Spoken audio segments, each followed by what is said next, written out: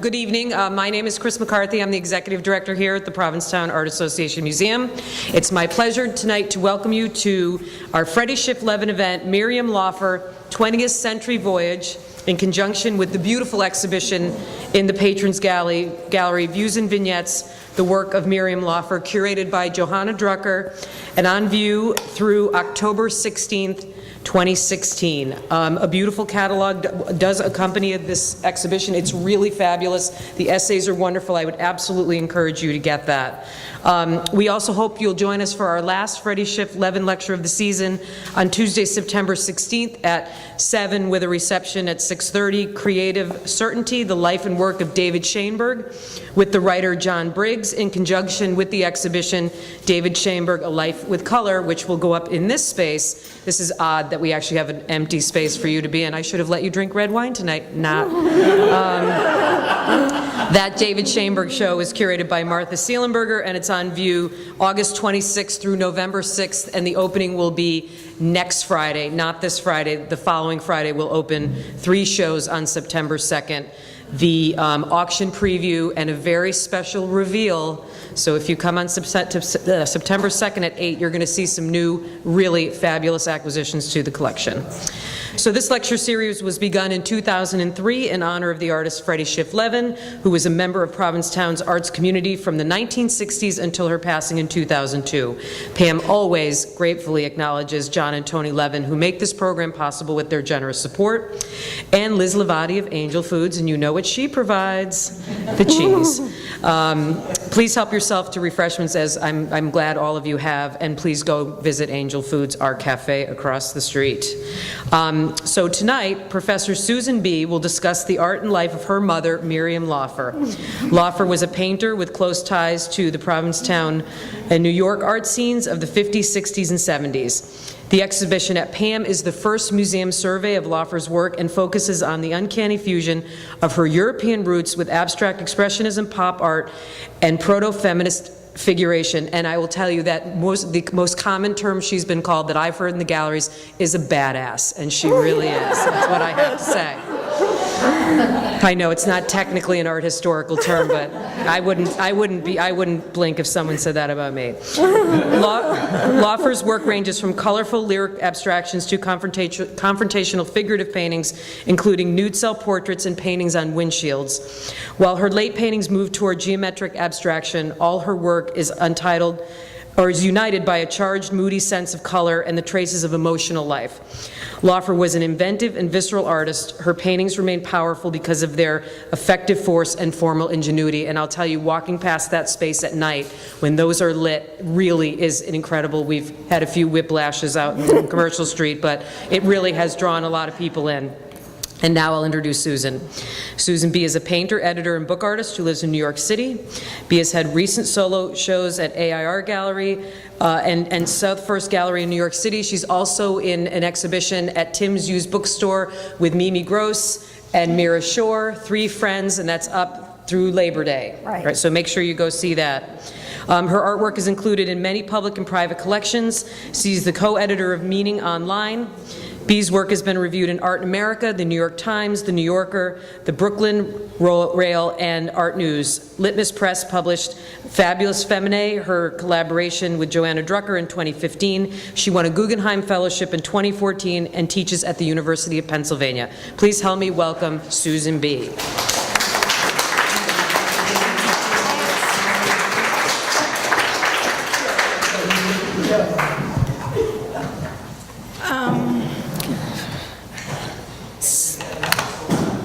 Okay. I urge you all to get a hold of the catalog, because I worked really hard on the catalog, and it's for sale at the PAAM bookstore. And actually, I have to say that a lot of things that I'm talking about are really derived from the catalog essays, one of which I wrote. So I feel like the catalog really represents her work very well. So it's a very big privilege and honor to be speaking at the first retrospective of my mother, who died 36 years ago. As I told somebody in the gallery, are you going to cry? They asked me, are you going to cry at this talk? And I said, I don't think so, because 36 years is a long time. But she did die at age 60. So I'm going to talk a little about her when she was little, before I knew her. She had a very complicated life. She was a Jew who was born in Łódź, Poland in 1918 as Miriam Ikowicz, and she grew up in Berlin. This is her at age 3.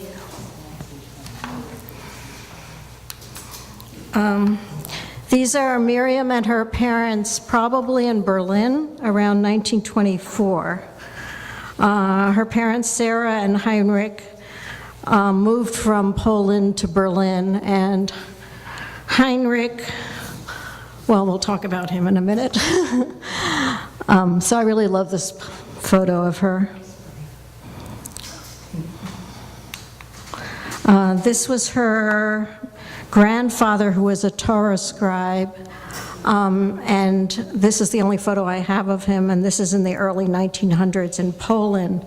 And that's very significant for many reasons, one of which is that she also did calligraphy, and I also do editing and calligraphy, and there's a lot of words in her work.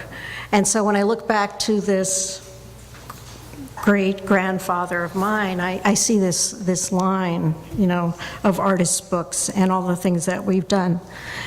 This is her father, Heinrich, and this is him in his later years as an actor in the Yiddish theater in Montevideo, Uruguay. This is him in a costume.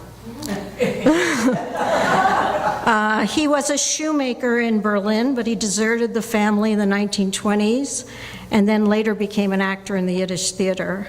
And he left her mother abandoned and jobless. So we don't feel that good about him. So this is Miriam, and a very rare picture of her and her mother, possibly in front of the Jewish girls' school in Berlin. And I think she's wearing a little outfit there.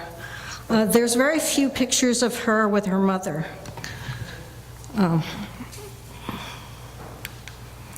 This is, I don't know exactly the year, but I don't say.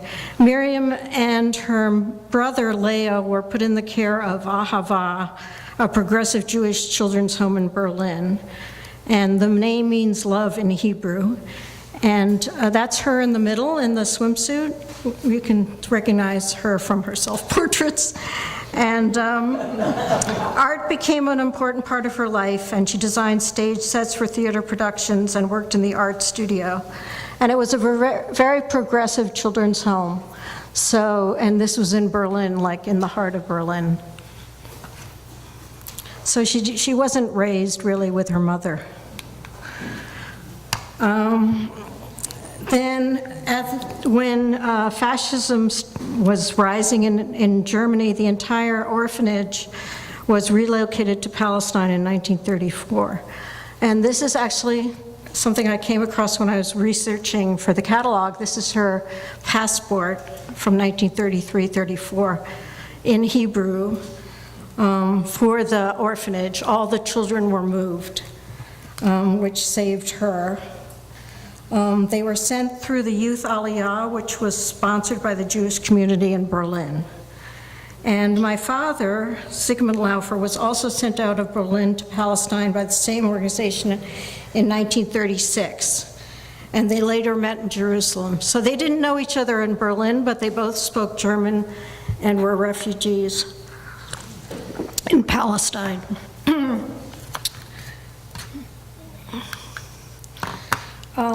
Moving ahead. So in 1938, she entered the Bezalel Art School in Jerusalem on a scholarship and beginning her formal art education. She studied with Budko and Mordechai Ardon, who'd been students at the Bauhaus. So there's a direct line between her and the Bauhaus. And she worked as a sign painter, which I mentioned to somebody, there's a lot of signage in a lot of these works. She was the only woman working for the occupying British Army. She lettered signs in English, Hebrew, Arabic, French, Polish, Greek, and Urdu. So while in Palestine, she met Sigmund Laufer, a fellow artist and designer, and they got married in 1941. And they left for New York in 1947, and they settled in Yorkville, where I was brought up, on the Upper East Side of Manhattan. And they had 2 daughters, me and my sister, Abby. And Miriam worked as a calligrapher, illustrator, and graphic designer. She illustrated children's books, technical manuals, designed cocktail napkins and greeting cards, and made elaborate calligraphy, diplomas and fancy certificates. So she was always busy. She was a working mother during the 50s, which was somewhat rare, I think. This is a picture of her in her studio in 1955. She also taught in the early 1960s. She taught painting and drawing at New York University. And then later she became involved with the women's movement and was a supporter of feminist art. And she continued to paint during this whole period. I'm going to go over the paintings in a second. And at age 52, she returned to school at Brooklyn College and received a BA magna cum laude in 1973. And she died in 1980 suddenly at age 60 of a stroke in New York. This is another painting of her. This is actually her working on, I don't know if she's working on it or if she's actually just posing, but the painting that's in the center of the left wall is this painting. So my parents were lifelong summer residents of Provincetown starting in the 1950s, and their circle of dynamic, mostly Jewish artists, writers, and musicians were part of my childhood. It's really lovely that Helen Duperstein is here, who was a friend of my mother's, and also her husband, Victor Lipton, and Rezia and Ilya Shor, Mira's parents, and Chaim and Rini Gross, Mimi's parents. It's like a dynasty here. Arthur Cohen, who was married to Elizabeth Rogers, was also a good friend. And in addition, my parents' close friends, Laura and Marvin Spicer, used to visit us here. And their son, Robert Spicer, and his partner, Anthony Brackett, who live in Provincetown, actually own all of the self-portraits that are shown in the other room. So they also became collectors of my parents' art. So I feel there's a very close bond. I know which particular paintings were painted up here in Provincetown, because in the summer she had more time to paint. And she usually didn't take her commercial work up with her. Now it's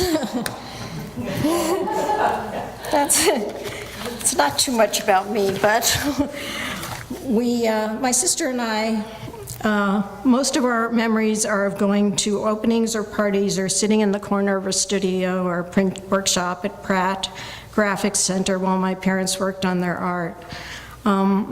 We went regularly to openings and exhibits in Provincetown and in New York.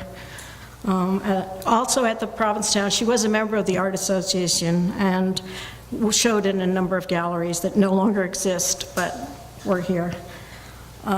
So this is my sister and I. I'm the one in the back. At my father's solo show opening in 1965 in New York. That's me and my mother around the time she painted the self-portrait, I think, 1968 in Provincetown. My parents loved the bohemian atmosphere of Provincetown and the reasonable rental. At the time, it was a cheap place to rent. So in our early visits in the 1950s, we stayed in the back of town near the neighborhood occupied by Portuguese fishermen and their families, where I still stay. And I played on the streets. My mother would go to the wharf to buy fish, and both of them worked all summer. And she painted the self-portrait on the cover of the catalog in a house in Provincetown that we rented from Edward Giobbi in the summer of 1968. So this is the summer that she painted that self-portrait. My father was also an artist who showed his work in New York and Provincetown and worked as a graphic designer. He created drawings, watercolors, and etchings, many in black and white. And here's his self-portrait from '62. And then this is his self-portrait from 1970. So he started doing color etchings. And his prints became more colorful and were influenced by pop American culture. This is our family in I think it's 1968. As my parents became more settled in America, they were able to afford to rent a place on the water, on the bay side of Provincetown, which was very nice. And they had many frequent dinner guests, and there was a lot of radical politics and art and continuous coffee clutch in different languages. A lot of socialist issues. European, American, Israeli politics were discussed. They were also involved with the magazine's commentary and dissent. And a lot of discussions about aesthetics and art topics with writers, academics, artists, and psychiatrists who they hung out with. So I'm going to show some paintings that aren't in this show because there's a lot of other work that hasn't been shown. This is, I'm going to start in rough chronological order. This is one of her earliest oil paintings that go to the 1950s. I don't know of any work earlier than that exists. I mean, she probably was working on stuff in Palestine, but it didn't come with her. So these are sort of the earliest ones. Some of them are still lives. This one's 1959. And the color and abstraction is dominant. Here's a seascape from the 1950s, probably made when she was painting either up here or in Cape Ann. And she painted landscapes that owe a lot to Hans Hofmann, and a lot of palette knife slashed pigment. This is another still life from 1959.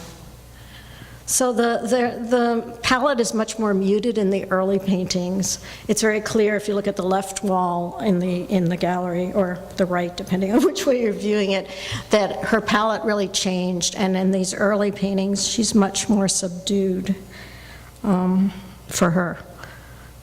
So this is 1959. This is a nude from the 1950s. We sort of see where she's going. You know, I'm taking the art historical point of view because I studied art history, and I see her work as developing in a certain way. So here we have the beginnings of some of the nudes that get much wilder later on. This one is fairly small. It's from 1960, 3 women. And I think you have a sense of how the color is very important in all of these works, and also the shapes, but it's less distinct as to what her style was later on. This is mostly from the period before she started to show publicly. She had a small solo show in 1959, and her colors evoke her European ancestors' fauve and expressionist palettes of Henri Matisse and Ernst Kirchner. And she was definitely very influenced by that work. This one, Abstract in Yellow, from 1962. And the drama of these works centers around the color, rhythm, and movement, and the expressionistic brushstrokes. And also she started to paint bigger, although it's not quite as big as this one, but it's more like the landscape that's in the show. And her early abstractions are based on landscape, There's an explosive quality to Elements from 1963, which was probably in one of her first solo shows in New York. She always liked this painting a lot. It didn't get into the show, but I like it too, because I think it hung in my bedroom. So it's I always wondered about it, because it's like flames are shooting up. Yellow and orange seem to grow out of and assert themselves against the black and blue and gray of the background. And then there's a house. It's mostly abstract, but then there seems to be a house above the bridge. And possibly a sunset. So, moving chronologically, her first major solo show was in 1962 on 10th Street at the Phoenix Gallery, which was, she was very involved with the artists. Somebody said, what were her peers? And she was very involved with the artists of this cooperative gallery on 10th Street, which was a big scene then. So, this is the poster for her first show there. And these paintings are extremely large, and Mimi Gross was saying she thought she remembered sitting under these paintings. It was as big as this wall. It's a very big painting. It's 3 panels. And it's called The Bathers. So she also painted landscapes and abstractions, but the female figure was her signature subject throughout. And Micah Pollock, the art historian who wrote the catalog essay, made some interesting points. Her paintings simultaneously engage 2 ways an artist who is a woman might regard the female nude as a subject. One is iconographic, as an engagement with the rich history of painting in which the artist identifies with the male painters who came before her, such as Goya and Picasso. Meanwhile, the artist is also seeing herself and painting herself in the female nude. And I thought that was very well put, so I'm quoting her. And from her first, for more than 2 decades, she had 10 solo shows in New York, and her style shifts, as you can see in the other room, from the 60s and 70s, but she always painted the female nude up to a certain point. So this is the poster for her second solo show, which was amazingly right after the first solo show. It was in 63, the other one was 62. So she was painting all these very large paintings. And this is the painting, actually. And it's called Falling Figures, and it's, once again, a 2-panel painting, and very expressionist and, quite large and in-your-face paintings. And she started to get written about in the local New York papers. Reactions to her work are illuminating for how sexually mostly male critics viewed the project of a woman painting women's bodies. The paintings were deemed voluptuous and sometimes lascivious. Her take on abstract expressionism is called sensuous, and her flesh tones are luscious. And in 1966, in the New York Times, John Cannaday's review, which she was quite upset about, points to paintings running riot, as if they were literally on the loose, saying, well, there's sex, and compared the tumultuous work to orgies. And I remember when the paper arrived, she was really quite upset by this review. This is not this work, but actually the later work. So also in 1963, she painted this immense painting called the Minotaur. So there were sort of these mythological elements, and the colors were very intense, and bird heads, and all sorts of things going on. So I would say the paintings were very ambitious for their size and for their subjects. This one, Untitled, also a nude from 1963, also a large painting in 2 panels. This painting and the painting before are actually in Provincetown at the collector's house who owns them. Here's an Untitled, this time, this painting's called Stop, And what's significant about this painting, which was also large, was that you started to use type, stenciled type in the paintings, and the work became more edgy and angry. And the women seemed much more dynamic and sort of in your face, or badass, as has been described by our director. But I never used that, but okay.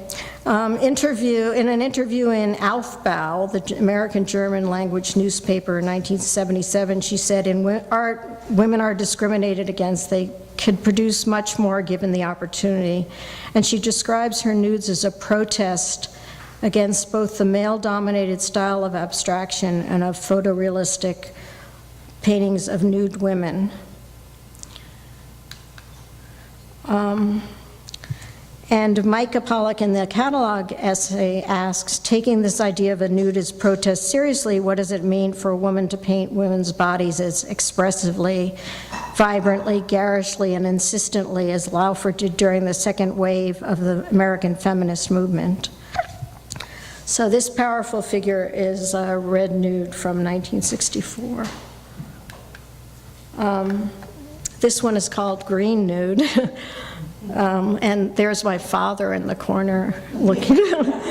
Those who knew my father will see that there he is with his beard, and I don't quite know what he's doing, but he seems to be in the window. And there's some extra breasts running around. So, you know, she had these 10 solo shows from 1959 to 1981. 81 was after she died. She had a retrospective show.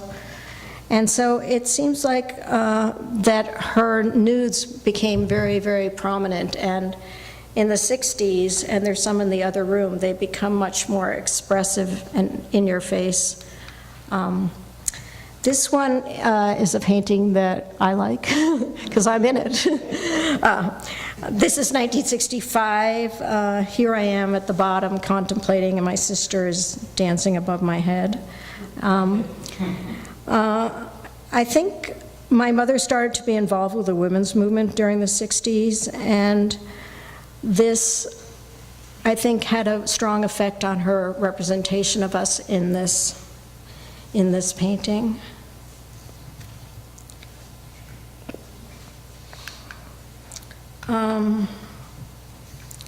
This three-part folding screen, 1965, with Miriam's calligraphy and a text by Jean Genet from Our Lady of the Flowers, as well as stencils. And since she was a designer and calligrapher, she became more and more interested in including texts and collage into the paintings. And this is, she starts to use the word reject, which I find comes up in a lot of the paintings, which I think she felt very rejected in the art world as a woman artist. And the Genet quotes are very sexy and strong also. So this one is called Stripes from 1967.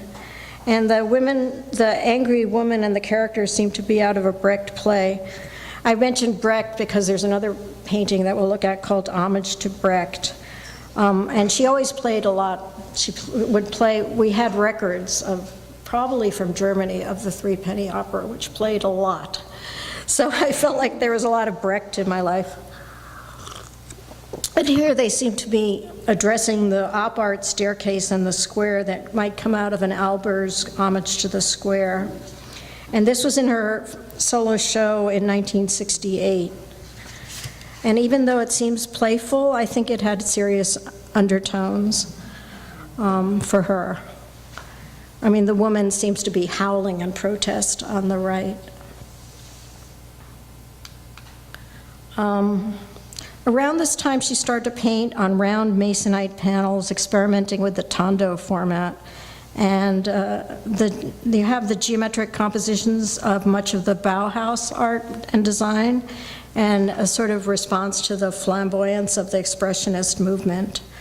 So here there, in a lot of the paintings, you start to see a confrontation between the geometric and the looseness of the figuration. And it seems like this led to the later abstractions, which are also in the other room, where you have sort of a loose painting versus a geometric painting. And this is another one that I didn't show, but there's quite a few of these tondos. She wanted to experiment with format and content, and especially in the 60s and 70s. This one's in the other room. A lot of people have asked me about this painting. She got very pop around 1968 and black and white, and she was deeply engaged with social critique of gender roles and war and race issues. And so the nude woman is a gun-wielding revolutionary. She's got red hair, green pubic hair, and a lot of text, black and white, backwards and forwards, and a gun and 2 Nixon buttons, which you can see. She wears 2 little Nixon buttons up and down, and it wasn't because she was a Nixon supporter. Somebody just asked me. No, she did not like Nixon. This one's also in the other room, and it's called Untitled, 1965. And the text advertises toothpaste and bras. Where can I buy a bra that does everything for me? It says. And then Muhammad Ali's boxing ring face peers out over their shoulders. So they're kind of grinning, but I don't think they're happy. And it's sort of the putting together of women's fashion with sports. Competitive sports seems to be one of the things that she was aiming at with this painting. And the other one that's in the other room from the same year, Homage to Brecht, with the text from the Threepenny Opera, is collaged into the surface of the canvas. And also a collage from, I think, Life magazine. And also she did the calligraphy on this. So the 60s were a lot going on. And she also did this piece that's in the other room, which is anti-Vietnam War poster, I think, or a design for a poster. I don't know if it ever got printed. I only have the original. And it sort of evokes Vietnam and also the Holocaust, which, of course, she had strong feelings about. Also during this time, she was making a lot of figure drawings and making prints, and there are 2 figure drawings in the other room. Then this one is also in the exhibit, and women and as a foil to technology. So you have this Botticelli Venus-like nude, and it plays foil to the robot with the word op in between. So it's sort of a commentary on non-human versus human, and oddly enough, her grandchildren that she never met, but one of them is a robot designer. So I'm not sure. My sister's kid designs robot, and the other one does Uber self-driving cars, so it's all predicted in the paintings. That was a joke. So, maybe. Anyway, this is her with a German film crew, and you can get to see the scale of her. She was very small, smaller than me. She was a very small woman who painted very large paintings, and there you can see her in the scale to the one that's in the front, the triple self-portrait. And that's the one. Here we see the nude as a self-portrait, and all 3 women are her.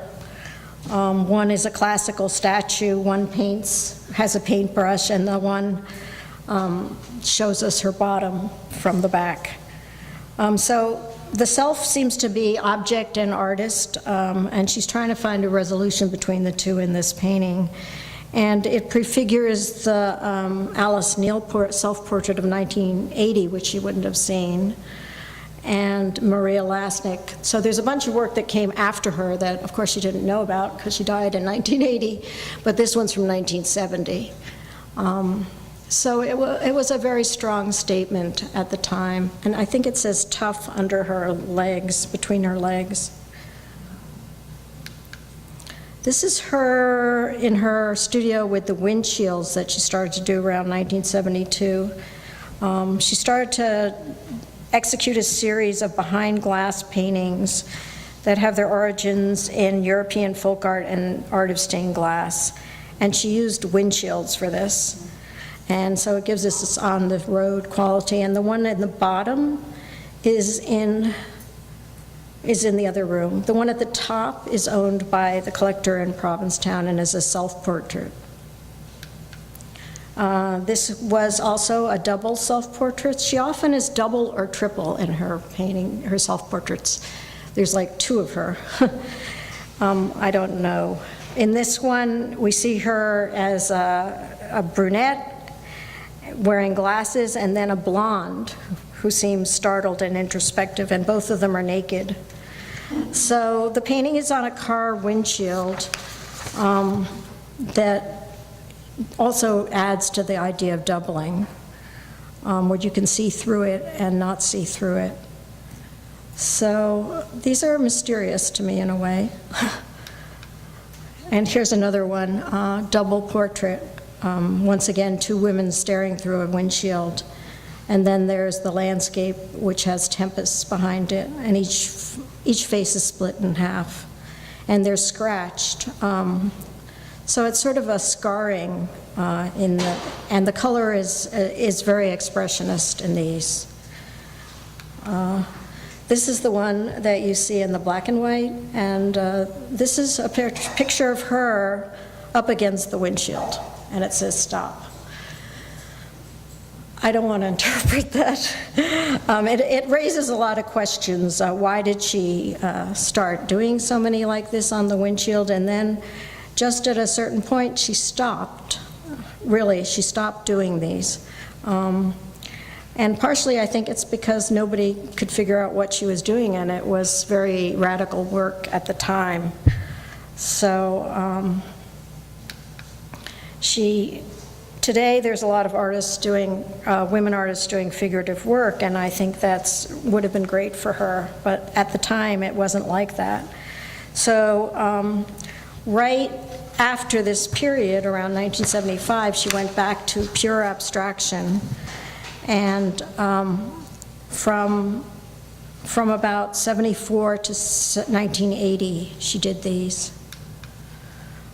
These are also very large, and you can see that there's circular geometric forms going against tonality and brushwork that's in contrast to the rest of the painting. So brightly colored hard edge forms against a sort of painterly abstraction. This one's Counterpoint from 1975. So it's harmony, it's dissonance, and there's a lot of brushwork in these. And a lot of geometric. I guess I can point with this thing. Oh, yeah, okay, never use that. Okay, so there's these geometric forms up against this incredible brushwork, and there's always this sort of flat versus non-flat areas. And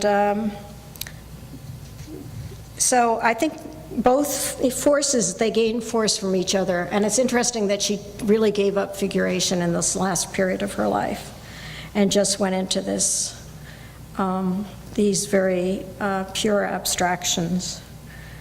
And this abstract painting from 1980 was one of her last paintings.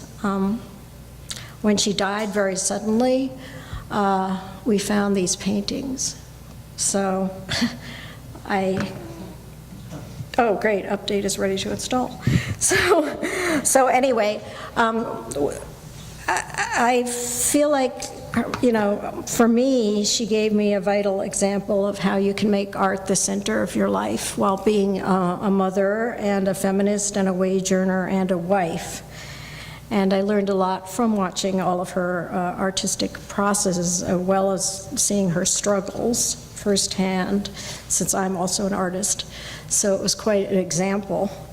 And I think for my mother, art was a way of life. It wasn't a choice. She didn't have a choice about being an artist. She really just had to be an artist. She had a lot of stuff that she needed to express. And I like to use the word German word, since she spoke German with my mother. My mother and father spoke German at home. And the word Gesamtwerk, which means a whole way of interacting and comprehending the world, I think really sums up her worldview. So that's what I have to say about it.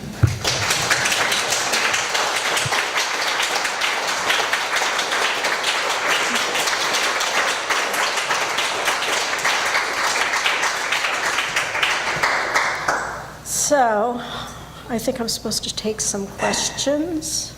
Questions? Any questions? Yes. So, Susan, do you know why your mother and father decided to leave Israel? Why they decided to leave Palestine? Yes, I do know why. Well, there were several reasons. First of all, they were actually Berliners, so they were used to living in a great metropolitan area. And more cosmopolitan. I once interviewed my mother on this subject when I was like 8. Like, why did you come to America? And she said, well, I really wanted a more cosmopolitan life. Having come from Berlin, and then my father was a shepherd and an iron worker in a kibbutz, and my mother had a difficult life, but she had a job as a sign painter. So they also didn't like what was happening with the Arabs, and they were very left-wing, so they were not happy with the situation. But a lot of my family still lives there, so I don't want to say anything too bad about that. My grandparents also came over, so they lived in Tel Aviv and in the 1930s. So my family that's still there has been there since the 1930s. So they feel very attached to Israel. So did your mother's mother go to Israel? Or did she... That's a long story. She did come. Yeah, she died there. And then later on, she found her father. This is a long story, but the true story is it's all in the catalog, but the German government actually found her father when she tried to get reparations. She thought he had died, but he had just gone to Uruguay, never looked back, married another family, never told them he had another family. So he was not our favorite person, but he turned out to be quite interesting. Nonetheless, because he came, I guess he was he was in Berlin, he was a shoemaker, but in Uruguay, he was an actor in the Yiddish theater, had a whole nother family. They also were all artists and musicians and stuff, and so it could be a novel. And then he was actually living with another woman by the time my mother actually found him. And so of course she couldn't get reparations because he was still alive, you know. So and then he asked her for money. So that was like, I have his letters, I haven't translated them. But they're in German, yeah. Someday I guess I should actually find out what he had to say about for himself. So you got the long answer on that one. Yes. I wonder if you could speak a bit about the feminist context in which your mother, which is very intense in the late 60s and early 70s, and of which your mother surely is a part, in New York in the late 60s and 70s, Right. and how she felt about her relationship to it and what she was doing. And Well, then when she shifts to such very different Yeah. abstraction, if she stays in the same world of colleagues and painters. She stayed with the same colleague. She stayed with that gallery until she died, Phoenix Gallery. And interestingly, I am also the member of a feminist co-op gallery, AIR, so it must run in the family. But she was very excited about the women's movement. and also a Black rights movement. She was very tied up in all of that. So when it came about, she was really, you know, she joined there was a group, I think, called Women in the Arts, and they had a show, a traveling show, and she was part of that. And she would go to meetings, and to her, it was great, you know. Well, the artists were very important to the movement. Right, and she was involved, but of course she was older, and so, and I was very involved. But she got involved with Women Artists News, which is a publication that came out at that time that I also worked with. And the various there were a couple of collectives that she was involved with. So for her, it was great. I think it was and that's why her dropping of the female nude, but there was a lot of critique by other women of women doing female nudes at the time. There was a very kind of narrow path you were supposed to be on. And she was never politically correct, I don't think, in any way. She was like herself and very in-your-face type of person, so she did what she was going to do. But I think she was discouraged in a way that people didn't really they didn't understand these self-portraits. She never sold anything in her lifetime, anything, you know. So, and people just, and the critiques that she got from like the New York Times really upset her, even though she knew it was good to be reviewed in the New York Times. But it's not good when you're really told that your work's too sexy and, you know, things like that. Yeah. I was just thinking, this may be a way of asking the same question, but the painting of you and your sister, you meditating your sister as dancer, and you particularly remarked there that you thought feminism impacted that painting. And what specifically did you have in mind? Well, I think because she had two daughters, and she was always telling us we had to be assertive, and we should get jobs, and we shouldn't depend on men. She was like, don't depend on men, you know, and get a job. And, you know, I went to Barnard and go to feminist schools. And she was very intent that we should be, and I think also growing up in an orphanage also had an effect in terms of she had a struggle to make a living. My parents came with no money to the U.S. So she was always very nervous about money and jobs and investing and, you know, just I think if you come out of a certain type of environment, you're very nervous about success. And so my sister and I were supposed to succeed, and we were very first generation, work hard, you know. You had to work hard. No slacking in our family, that was for sure, you know. That's why the funny thing is that I'm sort of the contemplative artist one, and my sister's like the active one, which turned out to be somewhat true. So, you know, I think immigrant families have a very strong work ethic, and in my family it was like, if she saw me sort of daydreaming, she'd say, like, what are you're dreaming? You're like, what are you doing? You know, get to work. So, yeah. Yeah. Well, getting back to the paintings. Yeah. Seeing the slides has a different continuity, and of course there's no way of knowing what she might have done since this last work is completely different again.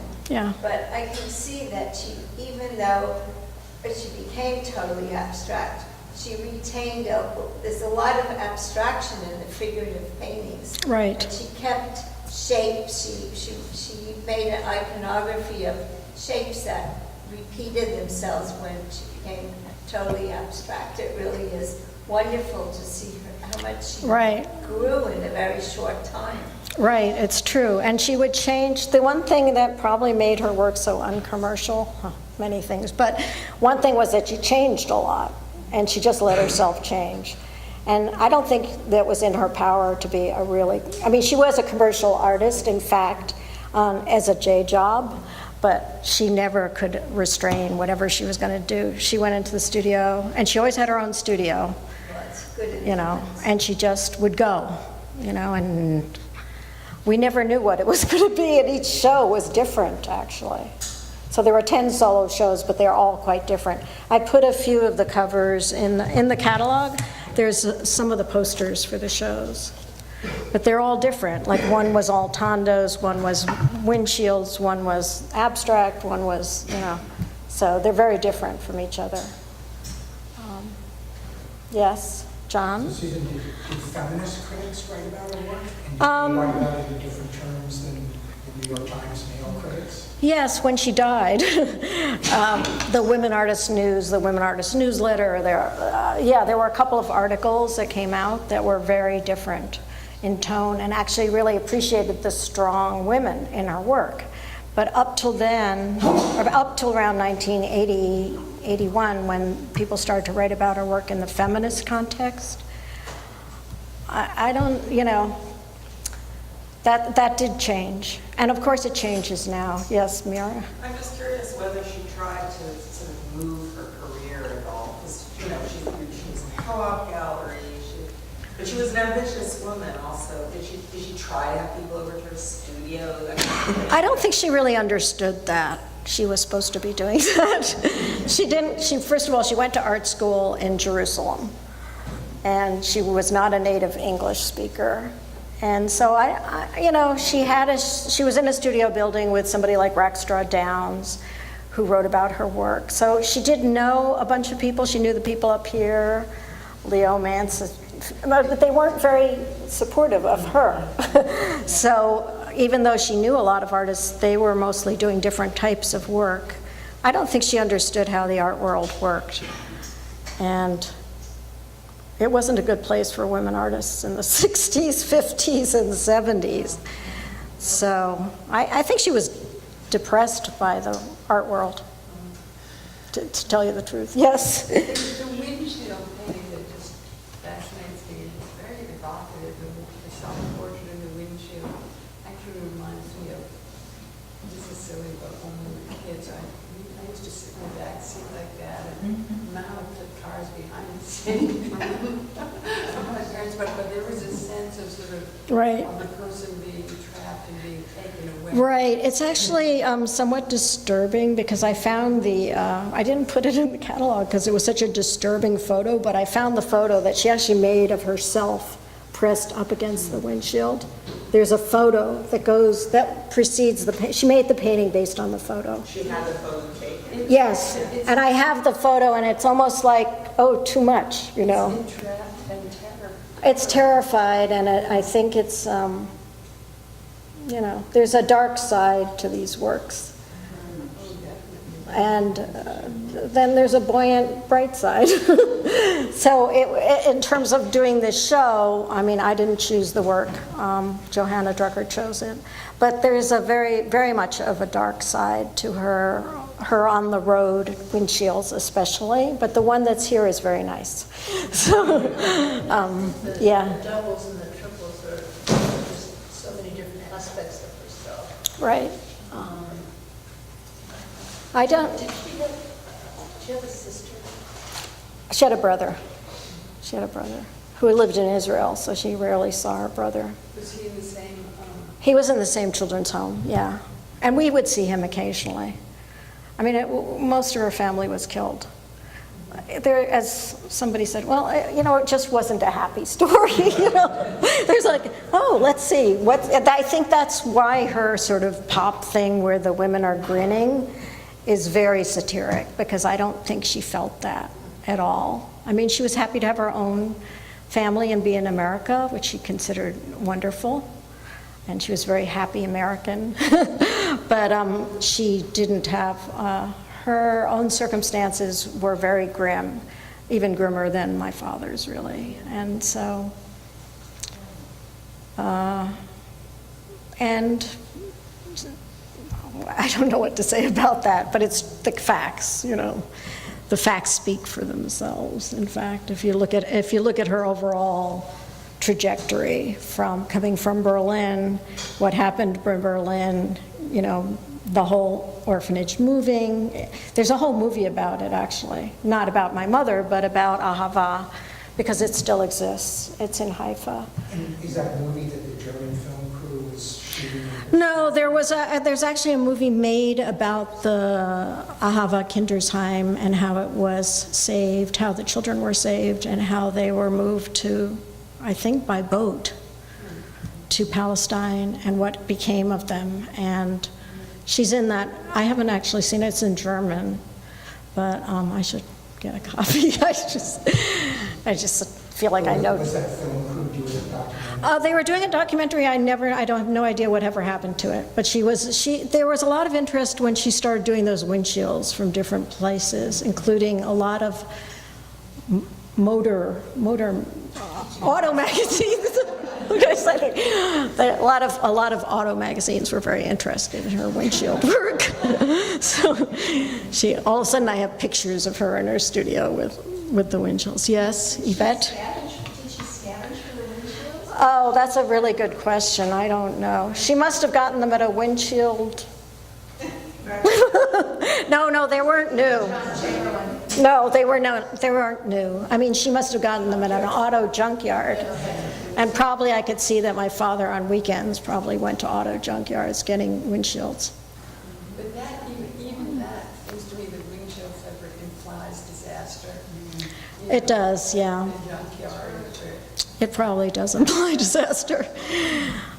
Yeah, it wasn't the happiest of work, the windshields, but I find them really compelling, just in a sort of metaphoric way, because she seemed very aware of the metaphor of the windshield. And during that time period, she started portraying herself as a double or as a triple. And in the one that's on the cover, which is in the other room, she's like the whole painting, she's three people on one side and then one person on the other side. So they're all self-portraits. And of course being a teenager, I don't know, I never asked her what this was about, and I don't really know. But so she didn't have a studio at home. No, she had a separate studio, yeah. She didn't paint at home. These paintings are very large. I mean, Did you go to her studio? I went to her studio. I used to paint in the corner. So, of course, I became a painter. It was like faded. But, yeah, I would go to her studio, and we would sometimes have parties there, and people would come over. We had a lot of parties, as Helen can testify to. I just want to say, the appearance of parties. They did give really good parties, yeah. Really big, large parties, constantly. Yeah, so we had a lot of parties. Helen and Victor were at a lot of our parties, and they were very sociable. And it was sort of a bohemian group, and they were always making dinners and parties, and so I learned a lot from that. I like to give parties, too. Anything else? Oh, yes. I just have a question about the words. Yeah. Often they're syllables. Yeah. Like ak would be part of stop, or act would be part of reject. Yeah. Have you thought about that? It could be multilingual, it could be opt, choose, or stop, or... Right. I don't really know why she did what she did. I really can't answer that, but Micah Pollock in her essay actually talks a bit about the use of language and what that possibly meant. For instance, I thought the op referred to op art. Yes. But then you're right, it's part of stop, which appears in a lot of the other paintings. And then also, ect could be part of reject, which is in a lot of the paintings. But it could also be purely Yeah. German. That's right. Act, right, German. Yeah, well, you have to think that she knew a lot of languages, so it could be that. And in there's just recently a show on the Lower East Side that Mira and I were, and my mother, strangely, with all these younger women artists, was in. And the dealer was very interested in her work with calligraphy and lettering, and there's a lot of Hebrew lettering in some of the works, too. So because she was a letterer, and she made a living making letters, she ended up using a lot of Hebrew lettering also. So and German, because she spoke German, and French, and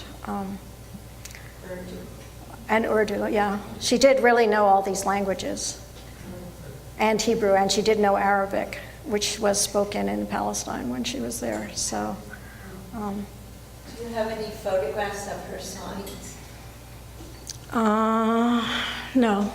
They didn't do too many photographs, actually, but I have some of her calligraphy, so. Anything else? Did she have close artist friends in New York? Yes. Who were her close artists? Oh, I don't know, John, that's a really long question. I tried to answer that a little bit, but I mean, she had the whole group of the people that she was part of the co-op, all the Jewish sort of artists, graphic designers like Mira's parents, who are also in New York. In other words, there were people that were up in Provincetown, but also were in New York that she was friendly with. So there was. So were most of them then part of an immigrant community? A lot of her friends were, and a lot of times she was with people that spoke German or were from Eastern Europe or from Europe, I would say. I mean, she wanted to be an American, but it was late in her life that she came, so. The Phoenix Gallery was quite a lively group and not necessarily immigrants. No, I mean, I think. I don't know how many women artists were in that group. I don't really know that much about the history of the Phoenix Gallery, but I don't know how many women were in it, for instance, in the early 60s. And she did know all those people, of course. And she showed with them, and they had meetings constantly. So, as co-ops always have meetings. So she had a lively group around her as to, and she went to shows. She saw Pollock, she saw de Kooning, she loved de Kooning, I know. She loved Picasso. She went to everything. So she was very informed in that way. She really wasn't isolated, I would say, but she wasn't necessarily appreciated. But she wasn't alone, really. And of course, my father was an artist too, so there was that. And he was showing also during those years. Okay, I think that's it.